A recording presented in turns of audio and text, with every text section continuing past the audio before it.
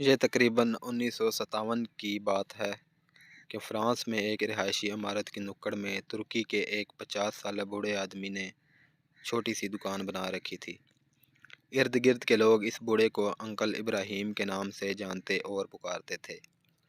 Uncle ابراہیم کی دکان میں چھوٹی موٹی گھریلو ضروریات کی اشیاء کے علاوہ بچوں کے لیے چاکلیٹ، آئس کریم اور گولیاں ٹافیاں دستیاب تھیں۔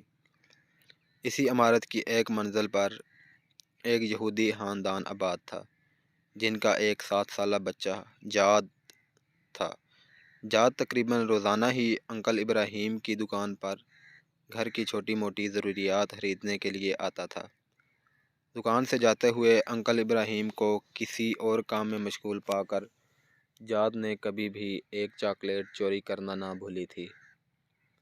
ایک بار جاد دکان سے جاتے ہوئے چاکلیٹ چوری کرنا بھول گیا۔ انکل ابراہیم نے جاد کو پیچھے سے آواز دیتے ہوئے کہا، جاد، آج چاکلیٹ نہیں اٹھاؤ گے کیا؟ انکل ابراہیم نے یہ بات محبت میں کی تھی یا دوستی سے، مگر جاد کے لیے ایک صدمے سے بڑھ کر تھی۔ جاد آج تک یہی سمجھتا تھا کہ اس کی چوری ایک راز تھی، مگر معاملہ اس کے برعکس تھا۔ جاد نے گڑ گڑاتے ہوئے انکل ابراہیم سے کہا، آپ اگر مجھے معاف کر دیں تو آئندہ کبھی بھی چوری نہیں کروں گا۔ مگر انکل ابراہیم نے جاد سے کہا، اگر تم وعدہ کرو کہ اپنی زندگی میں کبھی بھی کسی کی چوری نہیں کرو گے تو روزانہ کا ایک چاکلیٹ میری طرف سے تمہارا ہوا، ہر بار دکان سے جاتے ہوئے لے جایا کرنا۔ اور بالآخر اسی بات پر جاد اور انکل کا اتفاق ہو گیا۔ وقت گزرتا گیا اور اس یہودی بچے جاد اور انکل ابراہیم کی محبت گہری سے گہری ہوتی چلی گئی، بلکہ ایسا ہو گیا کہ انکل ابراہیم ہی جاد کے لیے باپ، ماں اور دوست کا درجہ اختیار کر چکا تھا۔ جاد کو جب کبھی کسی مسئلے کا سامنا ہوتا یا پریشانی ہوتی تو انکل ابراہیم سے ہی کہتا۔ ایسے میں انکل میز کی دراز سے ایک کتاب نکالتے اور جاد سے کہتے کہ کتاب کو کہیں سے بھی کھول کر دو۔ جاد کتاب کھولتا اور انکل وہیں سے 2 صفحے پڑھتے، جاد کو مسئلے کا حل بتاتے، جاد کا دل اطمینان پاتا اور وہ گھر کو چلا جاتا۔ اور اسی طرح ایک کے بعد ایک کرتے 17 سال گزر گئے۔ 17 سال کے بعد جب جاد 24 سال کا ایک نوجوان بنا تو انکل ابراہیم بھی اس کے حساب سے 67 سال کے ہو چکے تھے۔ داعیِ اجل کا بلاوا آیا اور انکل ابراہیم وفات پا گئے۔ انہوں نے اپنے بیٹوں کے پاس جاد کے لیے ایک صندوقچی چھوڑی تھی۔ ان کی وصیت تھی کہ اس کے مرنے کے بعد یہ صندوقچی اس یہودی نوجوان جاد کو تحفہ میں دے دی جائے۔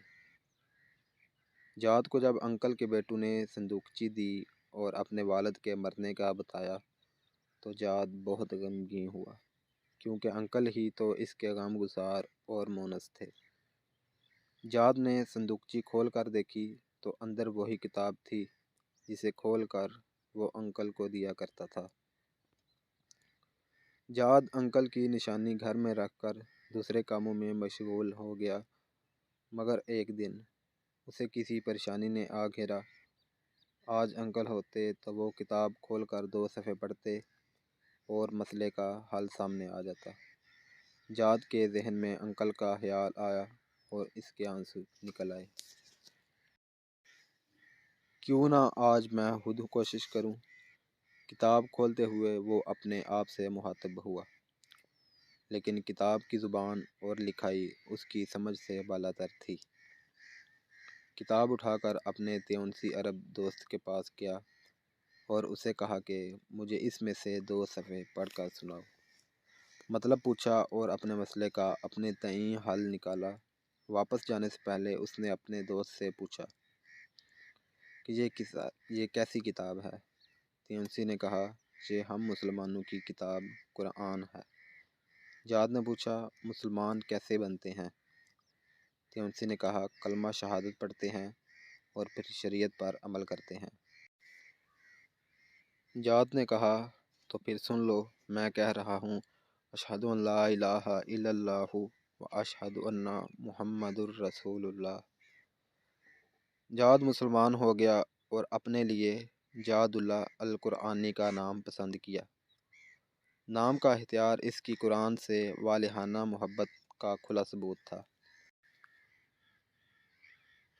جاد اللہ نے قرآن کی تعلیم حاصل کی، دین کو سمجھا اور اس کی تبلیغ شروع کر دی۔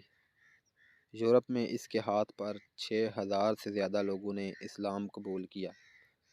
ایک دن پرانے کاغذات دیکھتے ہوئے جاد اللہ کو انکل ابراہیم کے دیے ہوئے قرآن میں دنیا کا ایک نقشہ نظر آیا، جس میں براعظم افریقہ کے ارد گرد لکیر کھینچی ہوئی تھی اور انکل کے دستخط کیے ہوئے تھے۔ ساتھ میں انکل کے ہاتھ سے ہی یہ آیت کریمہ لکھی ہوئی تھی: اپنے رب کے راستے کی طرف دعوت دو، حکمت اور عمدہ نصیحت کے ساتھ۔ جاد اللہ کو ایسا لگا جیسے یہ انکل کی اس کے لیے وصیت ہو، اور اسی وقت جاد اللہ نے اس وصیت پر عمل کرنے کی ٹھانی، اور ساتھ ہی جاد اللہ نے یورپ کو خیر باد کہہ دیا اور کینیا، سوڈان، یوگنڈا اور اس کے آس پاس کے ممالک کو اپنا مسکن بنایا۔ دعوت حق کے لیے ہر مشکل اور پرخطر راستے پر چلنے سے نہ ہچکچایا، اور اللہ تعالیٰ نے اس کے ہاتھوں 60 لاکھ انسانوں کو دین اسلام کی روشنی سے نوازا۔ جاد اللہ نے افریقہ کے کٹھن ماحول میں اپنی زندگی کے 30 سال گزار دیے۔ سن 2003 میں افریقہ میں پائی جانے والی بیماریوں میں گھر کر محض 53 سال کی عمر میں اپنے حالق حقیقی کو جا ملے۔ جاد اللہ کی محنت کے ثمرات ان کی وفات کے بعد بھی جاری رہے۔ وفات کے ٹھیک 2 سال بعد ان کی ماں نے 75 سال کی عمر میں اسلام قبول کیا۔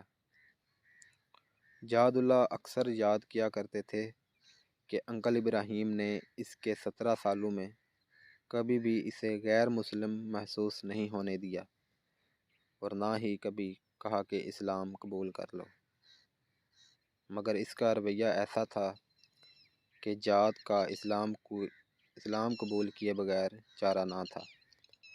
آپ کے سامنے اس واقعہ کے بیان کرنے کا فقط اتنا مقصد ہے کہ کیا مجھ سمیت ہم میں سے کسی مسلمان کا اخلاق و عادات و اطوار و اقتدار انکل ابراہیم جیسا ہے کہ کوئی غیر مسلم جاد ہم سے متاثر ہو کر جاد اللہ القرآنی بن کر میرے مذہب اسلام کی اس عمدہ طریقے سے خدمت کر سکے۔